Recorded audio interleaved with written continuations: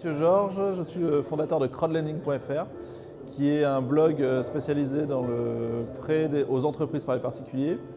J'ai créé ça en 2014 et aujourd'hui c'est devenu le média de référence sur ce marché.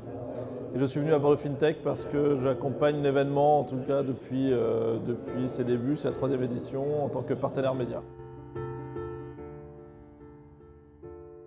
La particularité de FinTech Bordeaux, donc on est sur un événement qui est plus petit en nombre, plus à taille humaine comme on pourrait dire, et puis dans un lieu très disruptif. L'année dernière Darwin, cette année la faïencerie. Voilà. Alors, cette année, ce qui est intéressant, c'est qu'il y a 3 ans, c'était le premier événement FinTech en France. Donc on était au début de la FinTech. Et ce qui est intéressant la 3e année, c'est de pouvoir faire le point sur ce qui s'est passé sur ces dernières années.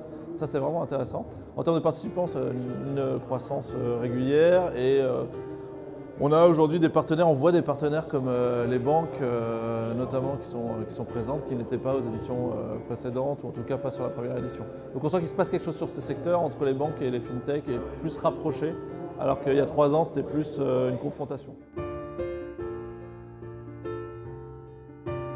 Nous, en fait, on a créé le premier agrégateur de plateforme. Donc, en fait, on est sur un modèle comparateur, comme il existe sur les hôtels, avec des exemples comme Booking.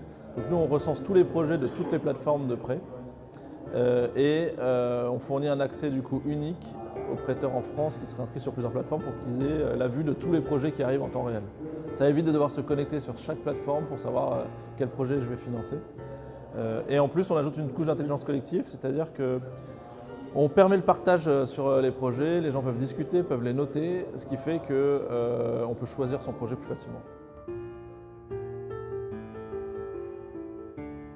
Alors sur les 12 mois à venir, nous on suit un petit peu l'évolution du marché, on dépend un petit peu de l'évolution des plateformes elles-mêmes puisqu'on se place au-dessus. Ce qu'on aimerait à terme, c'est permettre le prêt depuis notre agrégateur. Ce qui serait beaucoup plus simple, c'est-à-dire que le prêteur serait sur notre agrégateur, appuierait sur un bouton et prêterait directement sur les projets d'une plateforme. Aujourd'hui, il est obligé de visualiser le projet, de se sortir de l'agrégateur, d'aller sur la plateforme, de se connecter et de prêter. Et là, on pense qu'on gagnerait en fluidité et là, ça serait vraiment intéressant.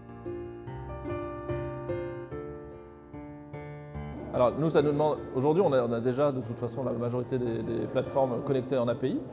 Mais là, ça voudrait dire avoir des API plus poussées, puisque là, on touche à l'argent.